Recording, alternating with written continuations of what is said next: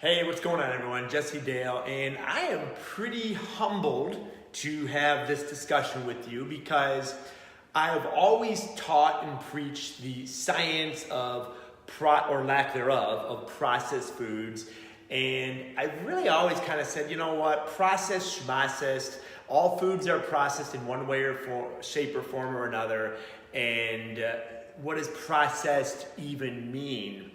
And basically, like if it hits your macros, you're good to go. Just make sure you have some veggies along with it, and go ahead and don't worry about processed foods. Well, I gotta say that I'm coming from you now a little humbled. Erica is doing her PhD research in holistic nutrition, and one of her courses covered processing and how foods are processed. Pretty intent. And it's not the processing that you might think, like what they do to chickens and things in meat markets and whatnot, which is deplorable. But companies have, and I did not know this, so this level of awareness is pretty cool. Companies have entire divisions, like not like one or two people, entire divisions of management and then people underneath the management whose job it is to make a chip that much more crunchy. Because they know the dopamine release in the brain when you put something salty and you eat something salty and it crunches just right, that it can become habitual for the consumer to start to consume. Like entire divisions to analyze the perfect psychological crunch of a chip. That was astounding. I couldn't believe it. There's like a dude whose job it is, he makes like $100,000 a year, and his job is to produce the perfect crunch so that you want to get those gas station processed potato chips. And then what the research was talking about is how that crunch creates a cue, and then that cue creates that habit, or it becomes a cue to habitually want to eat these foods. So the other thing that it brought to light on processed foods was hyperpalatability. Hyperpalatability, our physiologies are still built in the Paleolithic age or the Stone Age.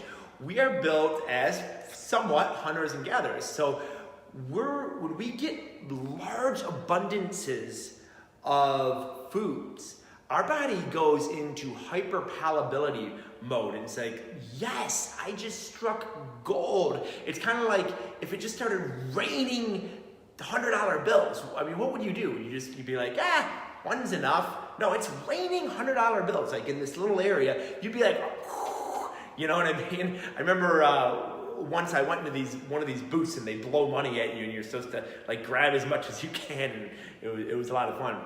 But anyway, so hyperpalatability. So if you look at what a hyperpalatable food is it's two, when manufacturers combine two things that in nature are not designed to coexist together. And what that is it's high sugar and high fat. Those two things you cannot find. I spent my whole workout this evening trying to think of a food that you can find in nature, that you can grow, a whole food that is very high sugar and very high fat. And I could not think of one. I mean, avocados are high fat, but they're low sugar.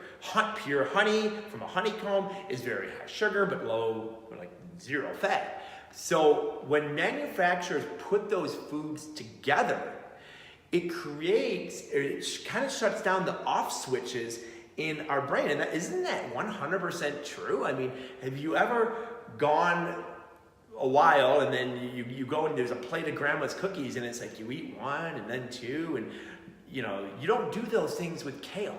Like kale, eventually after the seventh bite, you're like, okay, I'm full, I'm satisfied, because it's not a hyper palatable food. So there's someone's job in a lab right now who is geared and hired to create the most hyper palatable food that he or she can, so that it shuts down our off switch and we consume more of it.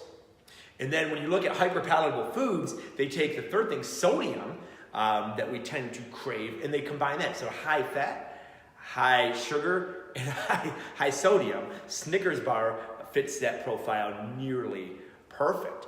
So I'm not saying that to never eat the potato chip, and I'm definitely not saying never to eat the Snickers bar, but it's kind of like you got to realize you're getting in when you decide to eat those foods, and I do decide to eat those foods. Absolutely, I fit them into my plan, but you just have to be ready for maybe a bigger physiological fight. And what I mean by that is you are fighting your own physiology when you get in the boxing ring with those foods. Okay? You are fighting some guy or gal in a lab that's like, ooh, I'm gonna make this extra hyper palatable, so they eat 3 bags instead of 1 and we sell more potato chips. So a lot of times, if you just know this, it can help you set some parameters before eating those foods. So a good thing to do is, not buy these foods at like Sam's Club, so you have them in mass abundance, or to get the mini, like the mini sleeve of Oreos where you can just buy just one. Because then if you do mess up and that hyperpalatability does shut down those physiological signals and you do eat the whole thing, you at least ate the whole thing of a mini instead of like the whole Sam's Club tub, because it's going to be very tough to resist that. So yeah, on processed foods, just know what you're getting in the ring with. Plan for them. Again, the first tip I said was to eat them in smaller portions, or buy them in smaller portions, which will make you eat them in smaller portions. Plan around them, and then what we like to do is have really micronutrient dense foods before eating them. So we get our needs in, what our body really needs before those wants. And a lot of the micronutrient dense foods also are higher in fiber, so you get that sensation of being full before you eat the hyperpalatable foods, because the hyperpalatable foods are designed for you not to feel full. They're designed for you to just keep on shoveling, okay, and keep on shoveling. But if you go into eating them before you're full with, say, like a really dark green salad or something along those lines, then that can be a good tip to implement as well. So the processed foods, they're not going anywhere. As a matter of fact, engineers are probably only going to make them better for our taste buds and worse for our physiology. So they're not going anywhere. They're a part of life. They're going to be a part of my life. I'm not going to say never to eat a processed food again, but just know what you're getting into the ring with. And yeah, just like anything, you're going to want to minimize those. Those are going to be part of the 10% that we fit in here and there, absolutely.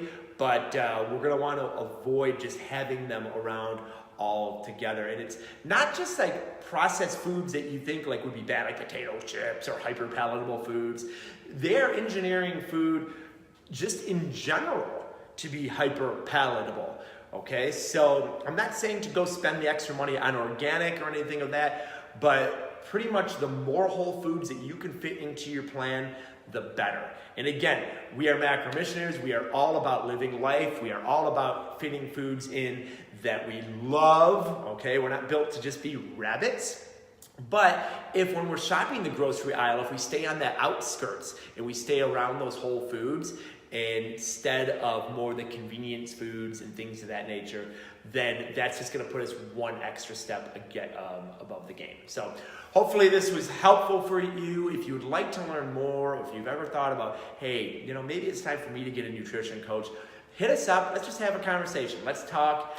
Maybe we can help. Maybe we can't. Maybe if we can't, we can recommend someone who will. But we'd love to be part of your goal-driven lifestyle in any way we can. Have a great night.